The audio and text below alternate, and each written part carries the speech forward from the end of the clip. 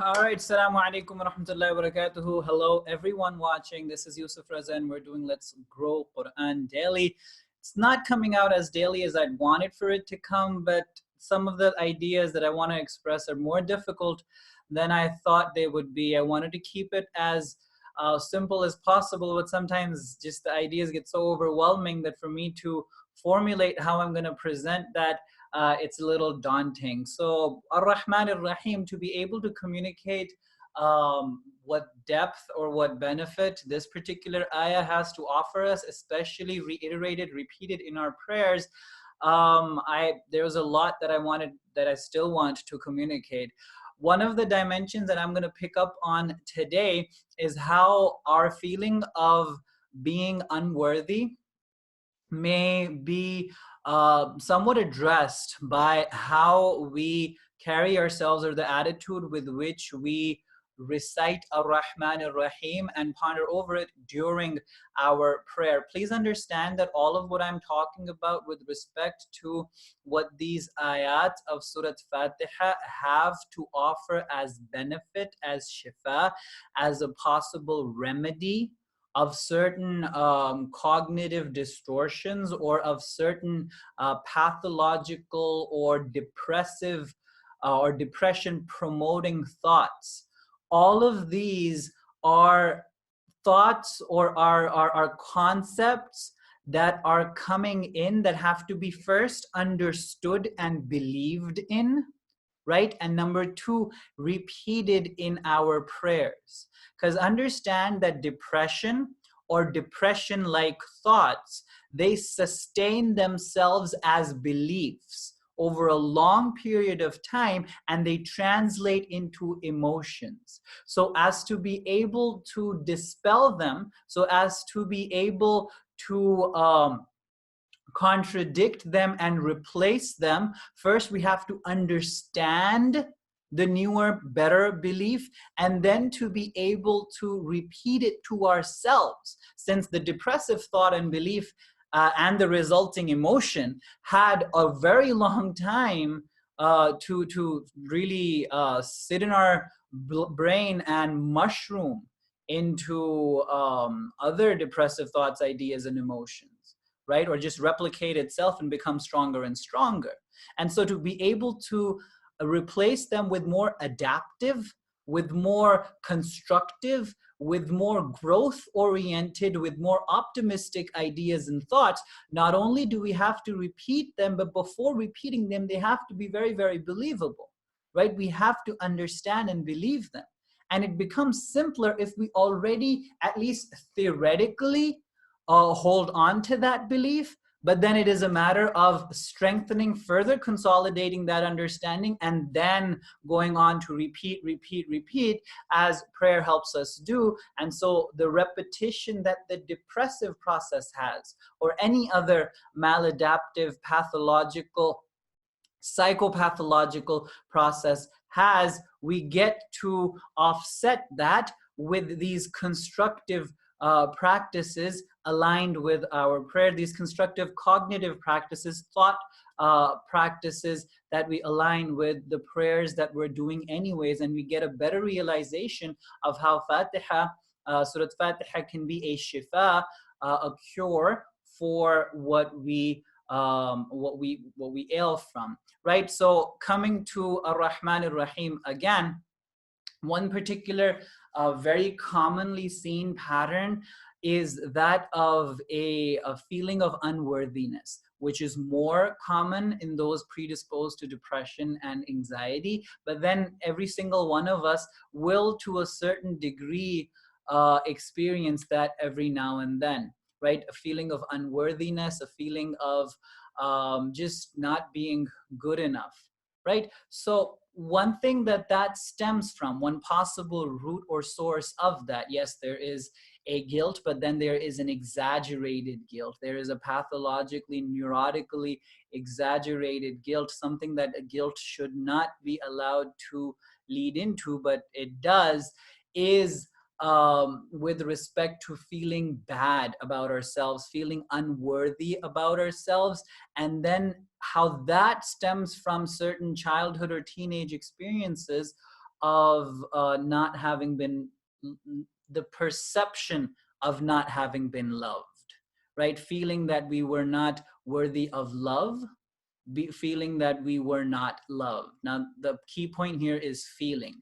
That may or may not have been the case, right? Maybe the kind of love that was extended to us by our parents was insufficient, or maybe it was sufficient.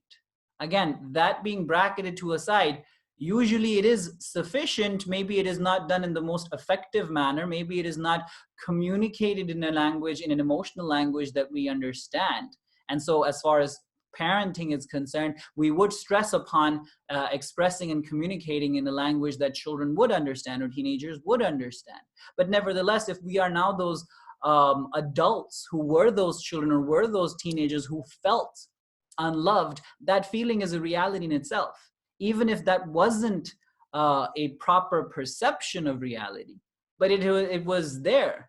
It was misperceived, it was mistaken, it was a misunderstanding, but it persisted for years upon years upon years, and we carry it with us through our adulthood. And whatever childhood memories or teenage memories we do remember, they are colored and biased by that feeling of not being loved. And most of what we remember in terms of incidents and events are precisely those times when that that feeling of unworthiness or lack of love, that my parents don't love me or nobody loves me, etc., was more pronounced, right? So those events are supercharged as they were emotionally, and so they are more they are better remembered or even misremembered, incorrectly remembered, whatever the case may be. This leads for a lot of us to not give ourselves the leeway, not give ourselves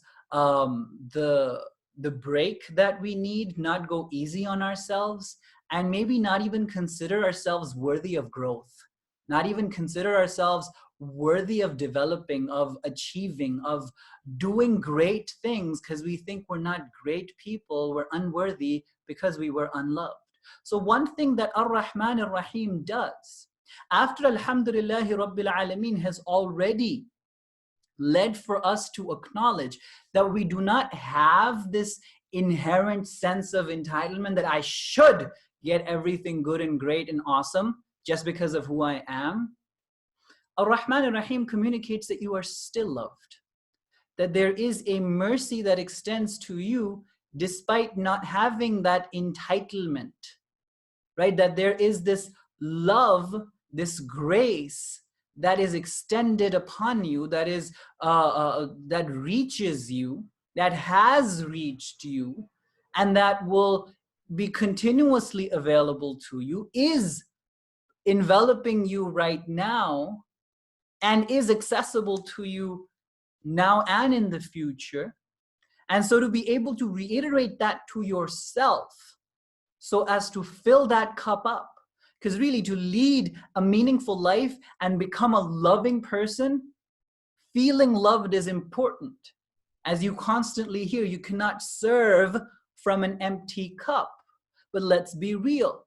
Sometimes when you're carrying that perception of not being loved by your parents throughout your childhood and teenage and even your life, and then you may not have the best relationship at home with your spouse or siblings for that matter, whatever your immediate circle, family and friends is, they may genuinely be, and we are living in that society where people are so self-obsessed, where people are so self-centered, that even whatever relationships we do extend or whatever love we do communicate seems to be so utilitarian and self-serving, right? So to be going around with empty cups, to be going around with the feeling of not being loved or unworthiness, it's become a norm, even if it's not normal. It's pretty common, right? So Ar-Rahman Ar-Rahim, what it does is that it helps for us to offset all of those experiences in our daily lives and force us to consider and think and acknowledge that yes, we are being loved. Yes, we are being enveloped by grace. yes, we are being treated with mercy, right? And how all of those different things are, I really do want to go into more detail of that perhaps tomorrow. And once we get a recognition of that, this reiteration and this just pausing after Rahmaan and Raheem to think that, to believe that, to remind ourselves of that, it would help for us to be merciful to ourselves foremost. And then there is another dimension to this of being merciful to others, how that becomes something of a responsibility as a consequence, something of an embodying of an attribute of Allah subhanahu wa ta'ala that is necessary for us to do, that we have to be merciful to others if we expect mercy for ourselves, right? So again, this will be picked up tomorrow. Thank you so much once again for watching. Let's grow Qur'an Daily. Your support, your sharing, your comments, your appreciation would help ensure that this project continues as best as possible. And wa akhiru da'wana and alhamdulillahi rabbil alamin.